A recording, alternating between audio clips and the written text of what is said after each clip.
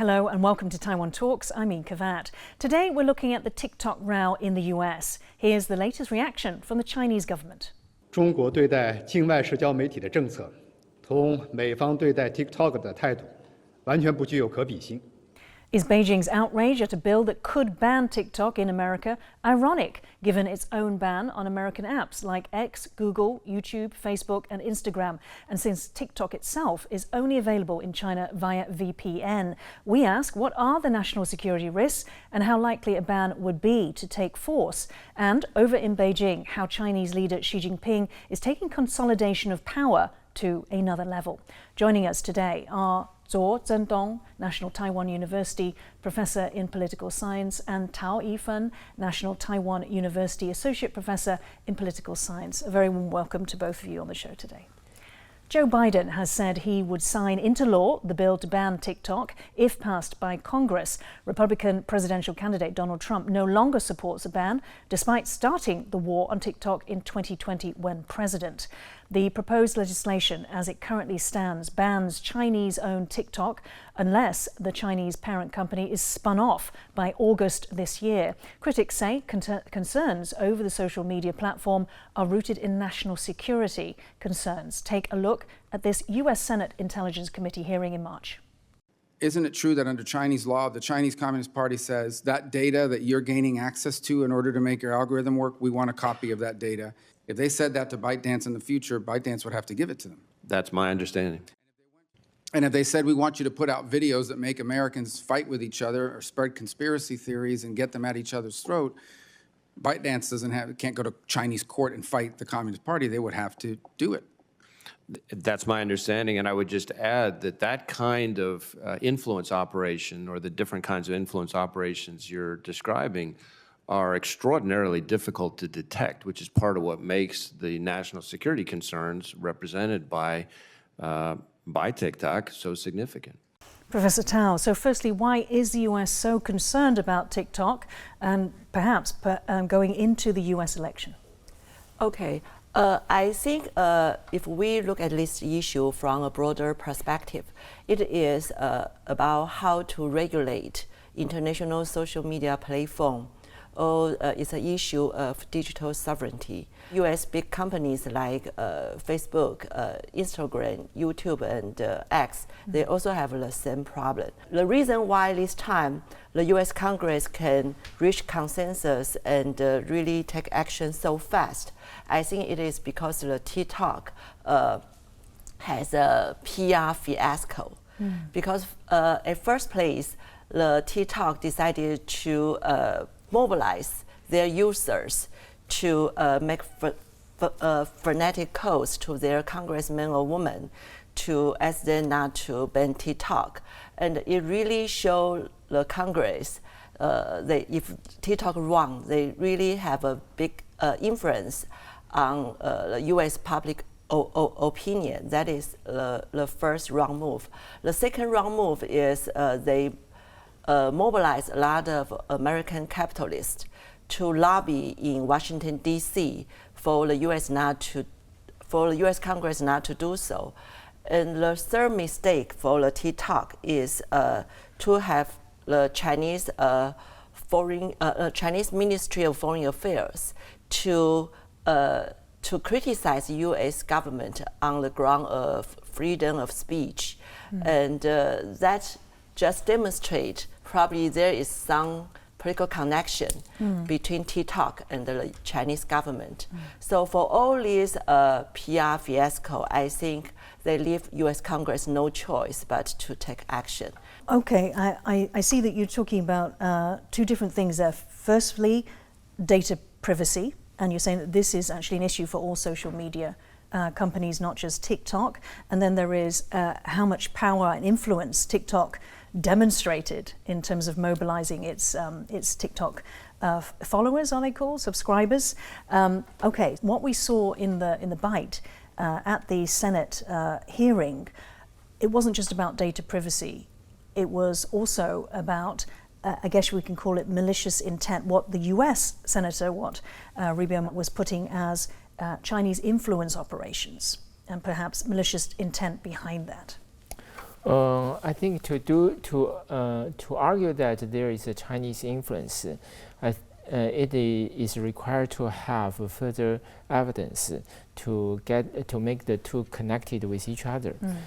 So whether it is based upon shareholding connection, or whether it's based upon the policy directive from Beijing on TikTok, especially its mother company back in mainland China. I think when the TikTok issue was hotly debated in the United States, not only because it is a Chinese company, or it is a subsidiary of a Chinese company, but also because of its content. I think there are discussions about how this content in TikTok could harm like youth or minors in the United States. But I think it should be noted that most of this content, whether it's beneficial or harmful to the audience, are produced locally rather than in its country of origin. So I think we should differentiate between these two, whether this ban is based upon a consideration of national security, or whether it's based upon regulation on content on such a social media platform. Professor Tao. The name of the bill is the Protecting Americans from Foreign Adversary Controlled Applications Act. So it's about foreign adversary control of the APP.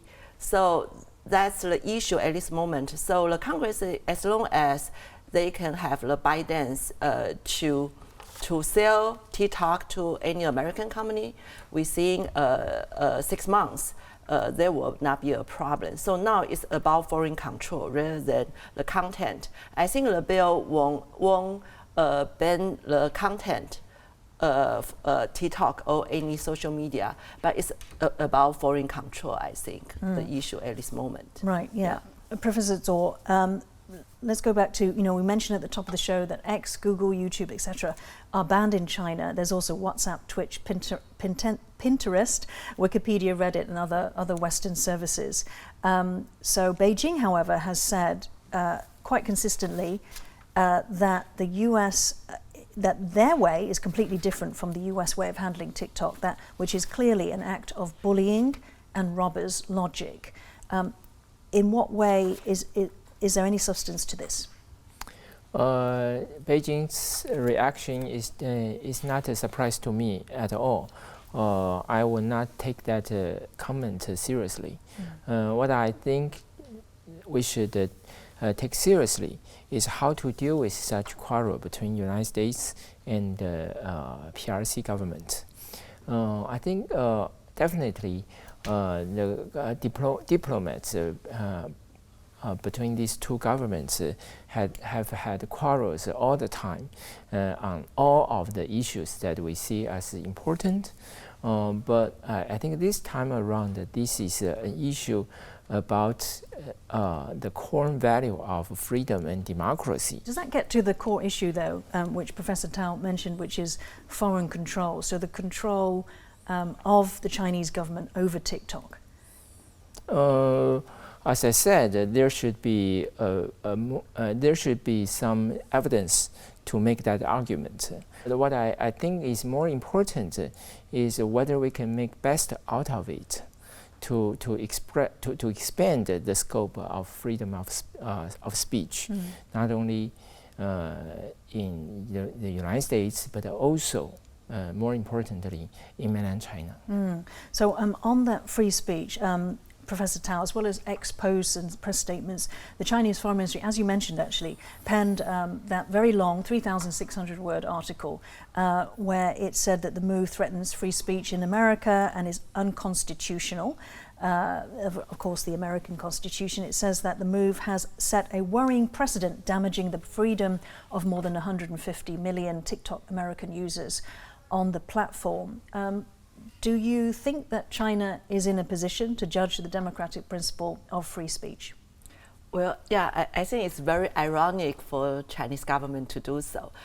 Yeah, even if we not to talk about whether China would let Facebook or Instagram or YouTube go to China, even within China's social media like Baidu or Weibo, I think Chinese government always censor the content on social media.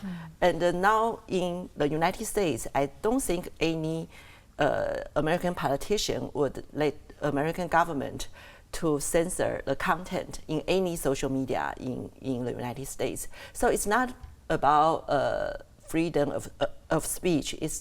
So when China criticized U.S. government on the ground of freedom of speech, I would agree with Professor Tso. They should really have a dialogue to talk about how about the situation of freedom of speech in mainland China.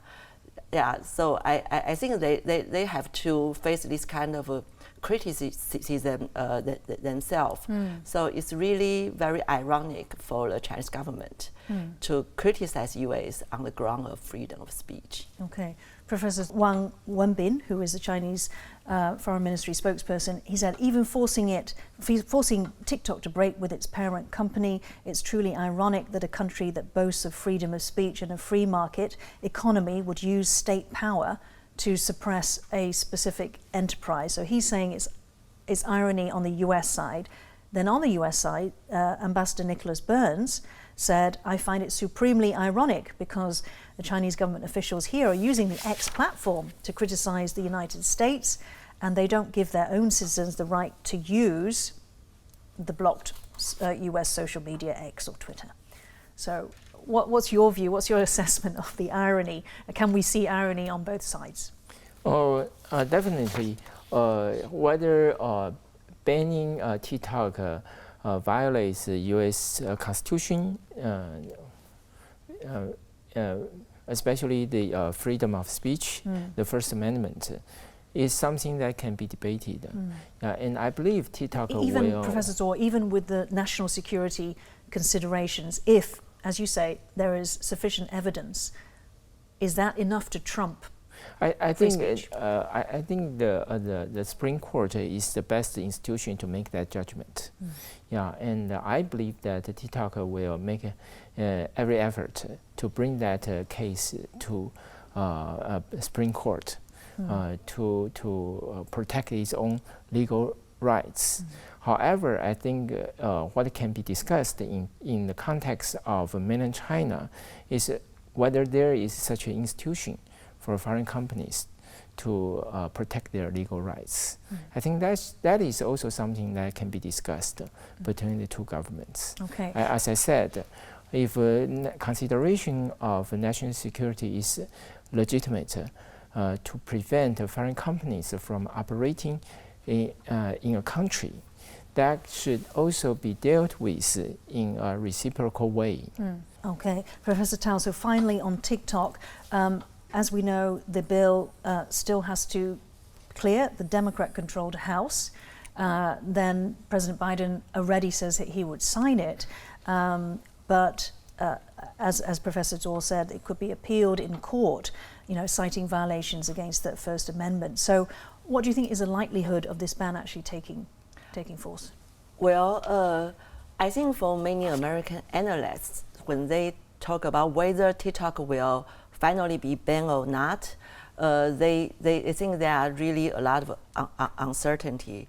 Now, moving to China's free speech, transparency and accessibility, or an assessment of those qualities, the crackdown on such freedoms in China has intensified under Xi Jinping's rule in Beijing. At the recent 2 sessions of the annual National People's Congress, the CCP announced the cancellation of the Premier's press briefing through to 2027. Less reported was a change to the State Council Organic Law.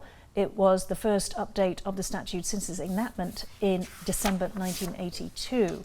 First of all, it is not a single event in the recent development of enhancing party control in all aspects of the political institution in mainland China.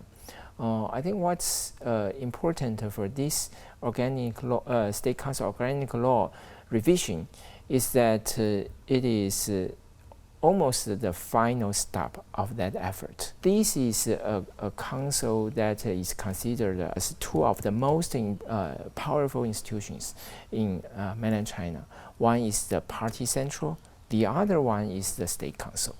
But now with this new organic law, state council also has to abide by directives from the party central in its organic law. Okay. In its so that's the first significance that as I see it.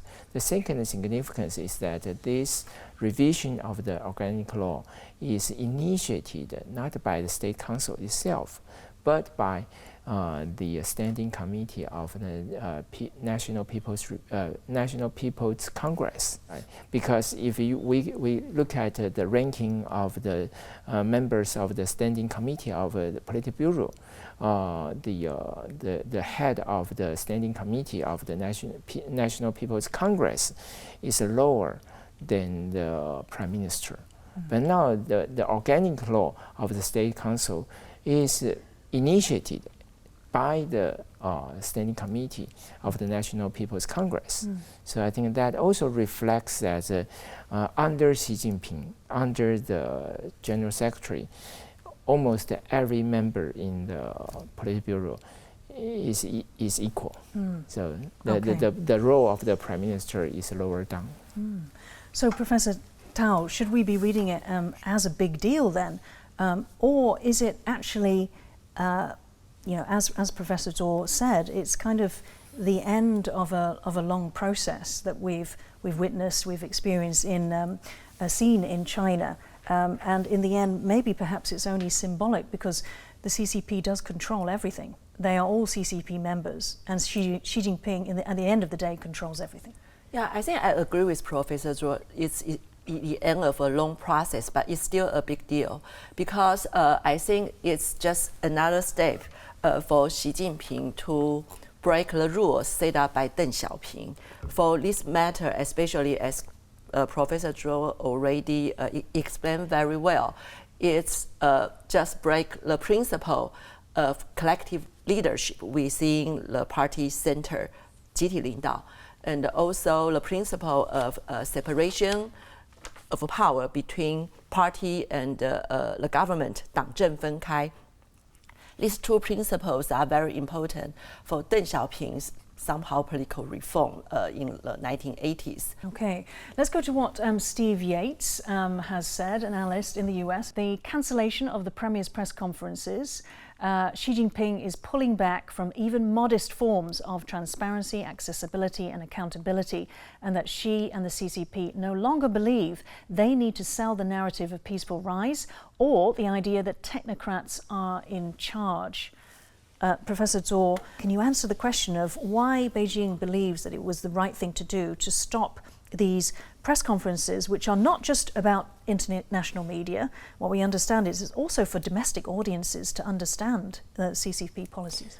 First of all, we probably need to know who initiated such idea, whether it's from Xi Jinping himself or whether it's from other people within the standing committee of the political bureau. Politburo. But I think my guess is that it is from the Prime Minister himself. Yeah, really? that is my guess. Of course, we. Why do you say that? We probably need to. It probably take longer time for us to make sure that my guess is correct. But my guess is that Prime Minister, the current Prime Minister Li Qiang, does not want to make himself on the spotlight, whether it's to avoid harsh questions or whether it's to avoid him from being such a hero or such a model in to terms be exposed, of you mean? To interpret it or to guide China's economic development. But in the end, it's not just a decision by one man, is it? It's signed off by the entire. Right. That's what I'm going to say. So the decision has to any important decision in current mainland China has to be approved by Xi Jinping himself. So definitely, I think the General Secretary sees a value in this. Yeah, so one way to understand this is to make every important figure around him equal. So the Prime Minister is not first among equal, but equal to other members in the standing committee. I think that's the first value of that.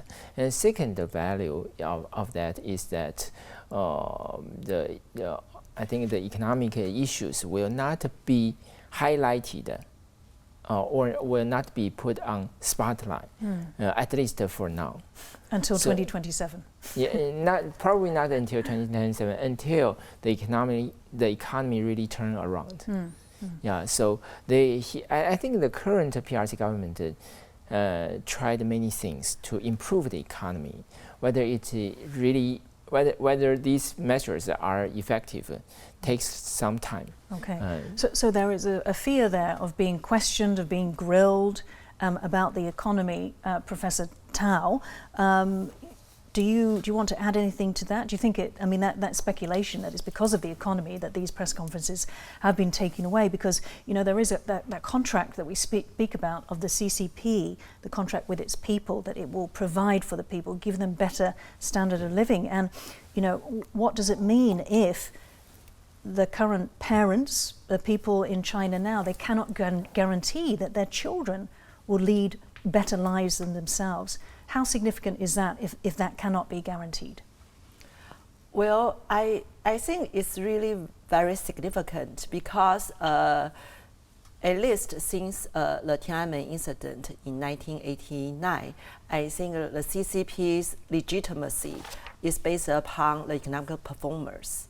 And if the economic performance is not very good, I think it will damage CCP's legitimacy for the Chinese people. But the problem is I'm not quite sure whether Xi Jinping cares this or not. Because since he came to power, we can see he has done a lot of things to demonstrate that for him, he always put priority on national security over economic development. He would sacrifice economic development to pursue national security. You can see this kind of a tendency in many policies. So I think he is still in this kind of mentality.